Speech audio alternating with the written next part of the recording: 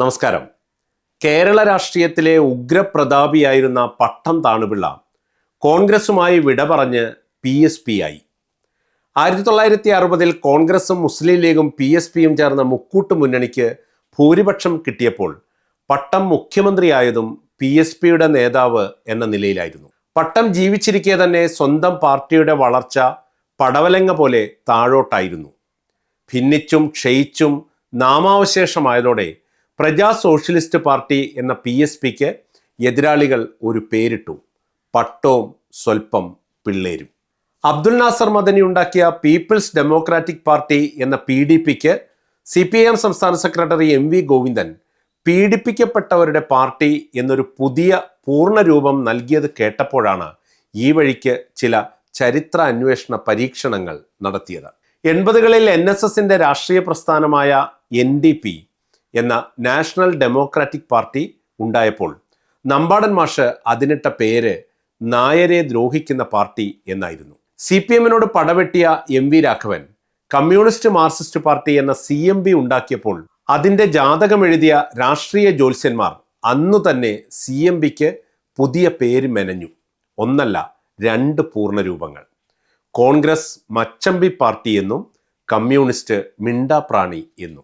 ഇന്നത് എത്ര സത്യമായിരിക്കുന്നു! രാഘവന്റെ നേരവകാശികൾ CPIMൽ ലയിച്ച് മിണ്ടാപ്രാണികളായപ്പോൾ CP ജോണിന്റെ നേതൃത്വത്തിലുള്ളവർ കോൺഗ്രസിന്റെ മച്ചമ്പിമാരായി അനന്തമായ യാത്രയിലാണ്. അത്തരത്തിലൊരു നിലവാരത്തിലേക്ക് PDPയെ ഉയർത്തുക എന്ന മഹത് കർമ്മമാണ് ഗോവിന്ദൻ നിർവഹിച്ചത്.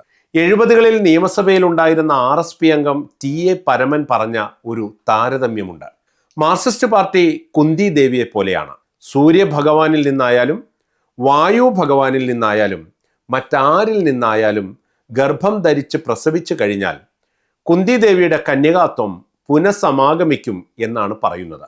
4 പ്രസവിച്ച കുന്തി ദേവി സ്വർഗാരോഹണ സമയത്തും കന്യകയായിരുന്നത്രേ. അതുപോലെ മാർക്സിസ്റ്റ് പാർട്ടി ആരോട് ചേർന്നാലും തൊഴിലാളികളുടെ പാർട്ടിയാണ് എന്നാണ് അവർ പറയുന്നത് എന്നായിരുന്നു പരമന്റെ ആരോപണം. ശരിക്കൊന്ന് ആലോചിച്ചാൽ കുന്തി ദേവിയുടെ കഥ ഇപ്പോൾ മാർക്സിസ്റ്റ് പാർട്ടിക്ക് മാത്രമല്ല, കോൺഗ്രസിനും മുസ്ലിം ലീഗിനും ഒക്കെ ചേരും. അന്നു വേണ്ട വോട്ടിനായി എന്തും പറയുന്ന ഇവർക്കെല്ലാം മദനിയെ ഒരു പീഡിത പാർട്ടിയായി നിർവചിക്കാം. കാരണം ഇവരെല്ലാം ചേർന്ന് ഒരു കാലത്ത് മദനിയെ എത്ര മാത്രമാണ് വർഗീയവാദിയാക്കിയത്. ആ പീഡനത്തിന്റെ വേദനയാകാം ഗോവിന്ദനെ കൊണ്ട് ഇത് പറയിപ്പിച്ചത്. ഇപ്പോൾ ആരുടെ കൂട്ടിലാണ് മുന്തിയ ഇനം വർഗീയവാദികൾ ഉള്ളത്? ആ ചോദ്യമാണ് ഇനി അവശേഷിക്കുന്നത്. ഇക്കാര്യത്തിൽ ഇരു കൂട്ടർക്കും മലബാറിലെ ആ പഴയ കഥയിലെ മുസ്ലിയാരുടെ മനോഭാവമാണ്. ചത്ത കോഴിയെ തിന്നുന്നത് മുസ്ലിമിന് ഹറാമാണ്. എങ്ങനെയോ ഒരു കോഴി ചത്തു. മുസ്ലിയാർക്ക് കോഴി ഇറച്ചി തിന്നണം. അതിന് അദ്ദേഹം ഒരു ഉപായം വിധിച്ചു: ചത്ത കോഴിയെ തിന്നരുത്, ചാറ് കഴിക്കാം. ചാറ് കഴിക്കാൻ നേരത്തെ 1-2 കഷ്ണങ്ങൾ തവിയിൽ വന്നപ്പോൾ മുസ്ലിയാർ പറഞ്ഞത്രേ, ചാറിനൊപ്പം വരുന്നതും കഴിക്കാം എന്ന്. ഇതുതന്നെയല്ലേ സണ്ണിയും സതീശനും ഗോവിന്ദനും മറ്റാനന്ദന്മാരും എല്ലാം പറയുന്നത്?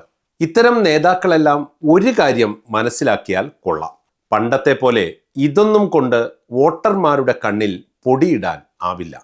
അവർ നിങ്ങളെപ്പോലെ കണ്ണടച്ച് പാല് കുടിക്കുന്നവർ അല്ല.